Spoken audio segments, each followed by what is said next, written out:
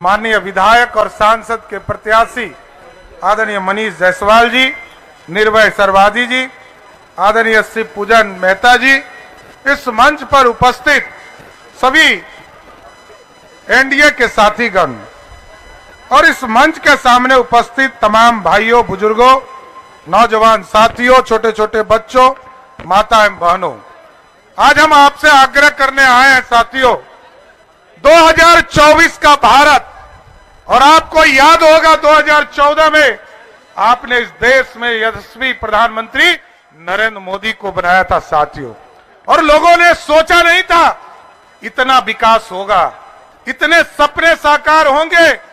लेकिन आज दुनिया में डंका बज रहा है साथियों, दुनिया में भारत का डंका बज रहा है, और डंका ऐसा बज रहा है कि आप सोचिए, जिस अंग्रेजों ने 200 वर्षों तक हम पर हुकूमत किया था, लेकिन हम जहां 12वें स्थान पर आर्थिक व्यवस्था में खड़े थे, झारखंड के लोग सोच भी नहीं सकते थे कि आर्थिक व्यवस्था खड़ा होगा।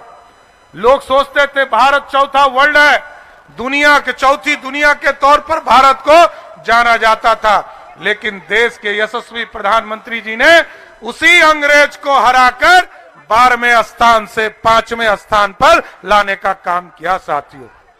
और आज भारत को मेकिंग इंडिया का सपना दिया है साथियों। मेकिंग इंडिया का सपना पहले हमको सोचा जाता था कि सोने की चिड़िया है। हमारे सम्राट अशोक ने, पंडित चाणक्य ने जब भारत का निर्माण किया तो लोग सोचते थे कि सोने की चिड़िया है। कभी मोहम्मद गजनी आया, उसने 17 बार हिंदुस्तान को लूटने का काम किया। कभी मुगल आए, उसने 400 वर्षों तक इस भारत को लूटने का काम किया। फिर अंग्रेज आए, उसने 200 वर्षों तक लूटा। लेकिन मोदी जी ने पूरा कंसेप्ट चेंज कर दिया साथियों। अब हम सोने की चिड़िया नहीं, सोने का शेर बना रहे हैं, जो दुनिया को दहाड़ने का काम कर रहा है साथियों। और आप सोचिए, कोई प्रधानमंत्री कभी सोचा नहीं था कि शौचालय की बात करेगा, कोई प्रधानमंत्री पक्का मकान की बात करेगा। लेकिन मैं एनडीए के लोगों से आग्रह करना चाहता हूं, निवेदन करना चाहता हूं कि आप गांव में जाएं, लोगों को बताएं कि आज देश के यशस्वी प्रधानमंत्री ने 4 करोड़ 35 लाख लोगों को पक्का मकान देने का काम किया। हेडलाइंस प्रेजेंटेड बाय स्ट्रॉन्ग मतलब मैथन स्टील। राज्य में ईडी की कार्रवाई पर प्रधानमंत्री नरेंद्र मोदी का निशाना, कहा झारखंड में मिल रहा नोटों का पहाड़, गरीबों का पैसा कोई लूट नहीं सकता। झारखंड में नोटों के पहाड़ मिल रहे हैं, नोटों के पहाड़। लोगों का चोरी किया माल पकड़ रहा है मोदी वहां। राज्य के हरमू में जहांगीर आलम के आवास से मिले कैश की रकम बढ़कर 40 करोड़ से ज्यादा हुई, नोटों की गिनती अभी भी जारी।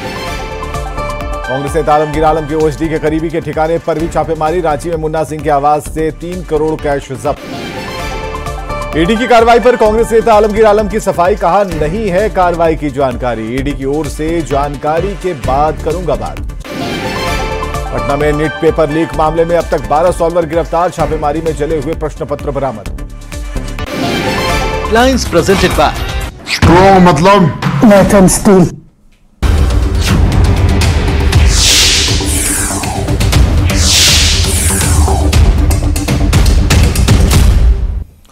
राजधानी पटना से इस वक्त एक बड़ी खबर आ रही है। शिक्षा विभाग की अहम बैठक चल रही है। शिक्षा विभाग और विश्वविद्यालयों की यह बैठक है, और आज भी बैठक में के पाठक नहीं पहुंचे, ये अहम खबर है। पटना हाईकोर्ट के निर्देश पर यह बैठक बुलाई गई थी, लेकिन इस बैठक से के पाठक ने दूरी बनाई, नहीं पहुंचे। इस बैठक में सभी विश्वविद्यालय के वीसी, रजिस्ट्रार के साथ यह बैठक हो रही थी।